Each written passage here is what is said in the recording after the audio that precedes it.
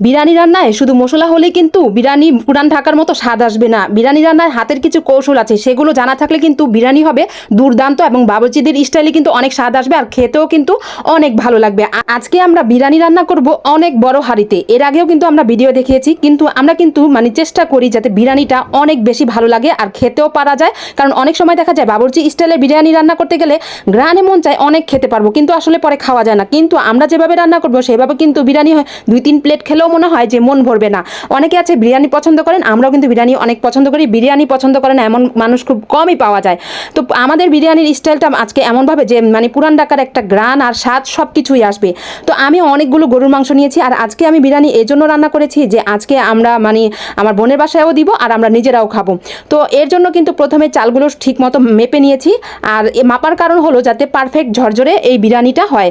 তারপরে এই যে দেখেন কাদা মেখে নিয়েছিলাম আমার এই যে বড় হাঁড়িতে কাদা মেখে নেওয়ার কারণ হয়তো অনেকে জানেন, যাতে কালো দাগটা খুব কম পড়ে, সহজে ধোয়া যায়। তারপর অনেক তেল দিয়ে দিয়েছি আর অনেকগুলো পেঁয়াজ দিয়েছি। পেঁয়াজ দিয়ে এখন নেড়ে চেড়ে দিব। আজকের এই বিরিয়ানিটা এত মজা হয়েছিল মানে কি বলবো। আপনাদের কাছে যদি ভালো লাগে আমার রেসিপিগুলো তাহলে অবশ্যই আমার চ্যানেলটি সাবস্ক্রাইব করে দিবেন, অবশ্যই পেজটিতে লাইক দিয়ে ফলো করবেন। কেমন হয়েছে আমার আজকের বিরিয়ানিটা অবশ্যই কমেন্ট করবেন। তো আমি পেঁয়াজের সাথে এলাচি, দারচিনি, তেজপাতা আস্ত দিয়ে তারপর মাংসগুলো দিয়ে দিয়েছি। পেঁয়াজটা যখন একটু নরম নরম হয়ে গিয়েছে তখন দিয়েছি। তারপর আদা রসুন বাটা দিয়েছি অনেকগুলো, যেহেতু অনেকগুলো বিরিয়ানি রান্না করব। তারপরে এই তো নেড়ে চেড়ে দিচ্ছি। যখন একটু হালকা হালকা পানি চলে আসবে তখন দেখবো বাকি প্রসেসিংটা চলবে। তারপর লবণ দিয়েছি যাতে মাংসটা তাড়াতাড়ি সিদ্ধ হয়ে যায়।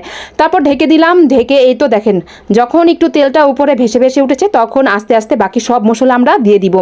একেবারে সহজ, আবার যেমন সহজ তেমন খেতেও মজা। তারপর আমরা একটু পোস্তদানা, তারপর বাদাম বাটা মানে কাজু বাদাম, পেস্তা বাদাম, পোস্তদানা, তারপরে এখানে আমরা জয়ফল জয়ত্রী বেটে রেখেছিলাম, জিরা বেটে রেখেছিলাম, সেগুলো দিয়ে দিলাম।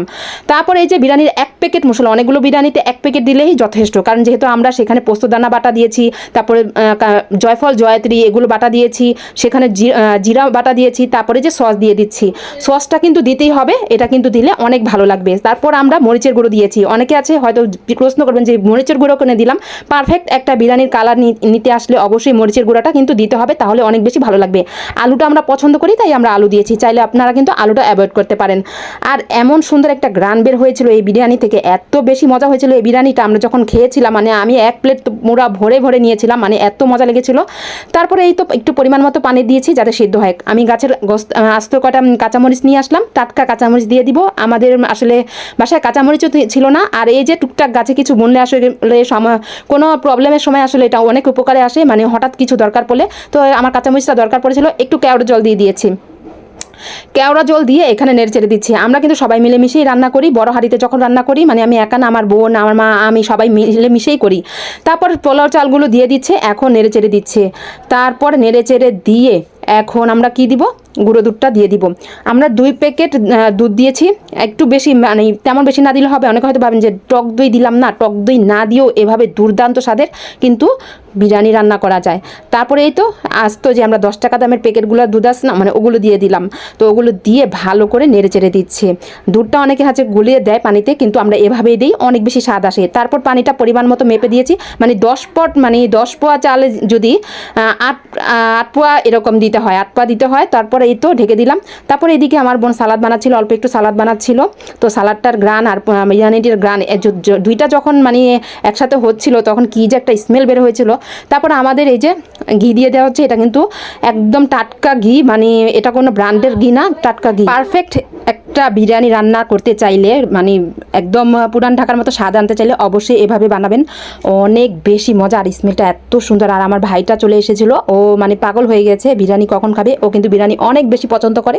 তো ও প্লেট নিয়ে আসছিলো আর আমি হাতে ধরে নিয়েছিলাম, আমার বোনটা বেড়ে দিচ্ছিলো। আর আমার মনে হচ্ছিলো যে আমি এগুলো খেয়ে ফেলি, কিন্তু মানে কি বলবো, এত বেশি মজা হয়েছিল। তো যাই হোক, আমার বোনের জন্য বা আমার আরেক বোনের জন্য এখানে বাড়া হচ্ছে বক্সে করে, অনেক বড় বক্স। ভিডিওতে হয়তো ছোট দেখা যাচ্ছে, বাট এটা কিন্তু অনেক বড়। আর এটাতে মানে অনেকগুলো, এই যে আমার মা এসে আবার কিছু দিল এখানে, যে আরও পানি ভরে ভরে দিবে। তো সবাই ভালো থাকবেন, আল্লাহ হাফেজ।